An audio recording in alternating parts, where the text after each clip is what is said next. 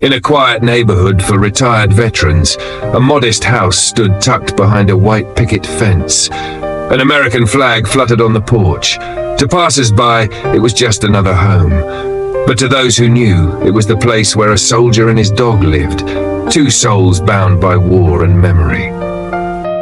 Walter Grayson, 78, was a former U.S. Army lieutenant colonel. After 2 decades commanding special ops in the Middle East, a bombing in Kandahar left him paralyzed. He returned home in a wheelchair, bearing scars, and bringing with him the one companion he refused to leave behind, Max. Max, a 13-year-old German Shepherd, had served alongside Walter. Trained in explosives detection and rescue, he had saved lives, including Walter's. Though his muzzle had gone grey and his steps slower, Max's eyes still glinted with alertness. Each morning, Walter wheeled down the sidewalk, coffee in hand, and Max followed close behind. They didn't need words. Their rhythm, their bond said enough. The neighbors called them the two veterans, and in every way that mattered, they were. Walter rarely spoke of the war, but when he did, it always circled back to Max.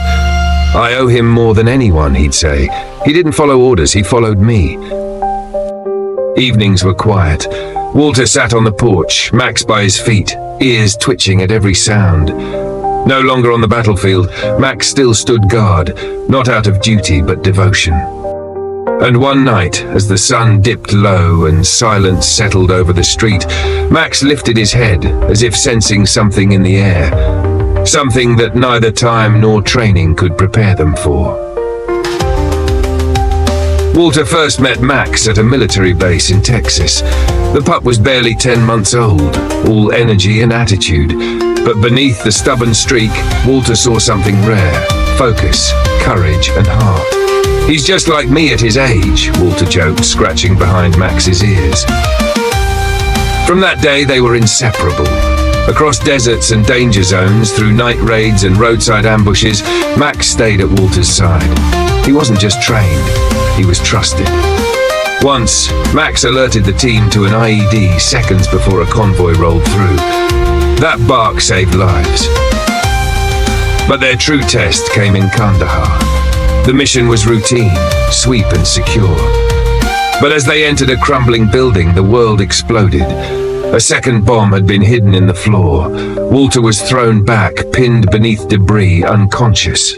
Flames spread quickly. No one knew he was still inside. Except Max. Despite the smoke, heat, and falling beams, Max darted into the fire. He found Walter, tugged at his gear, dragged him inch by inch toward the exit.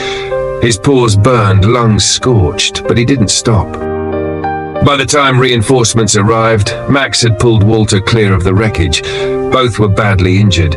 Both barely survived, but they made it, together. They were flown home the same day. Medals came later. Headlines too. But for Walter, there was only one thing that mattered. My dog didn't just save my life. He gave it back to me. Recovery took months. Walter lay in a hospital bed, motionless from the waist down. Max, his own paws bandaged, recovered at a military veterinary center nearby. Doctors weren't sure either of them would fully heal, but no one dared underestimate a soldier's will. Walter asked for Max every day, and when they were finally reunited, the room fell silent.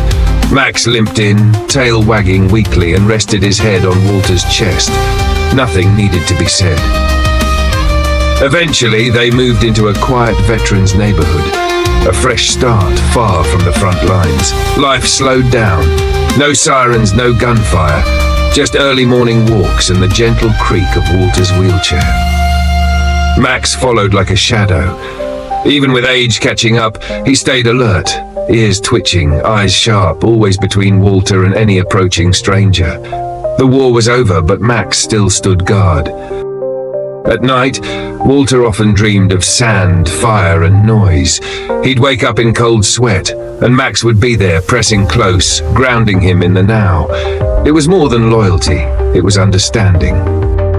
Walter placed a photo on the wall, the two of them in uniform, medals shining under desert sun. He didn't need to explain it to visitors. The silence said it all. If this story touched your heart, don't forget to like, subscribe, and share this video. Help spread it to fellow animal lovers. Every share is like a warm hug sent to those loyal dogs still waiting for someone somewhere in a quiet corner of the world. Thank you for watching until the end. We'll see you again in the next heartfelt story.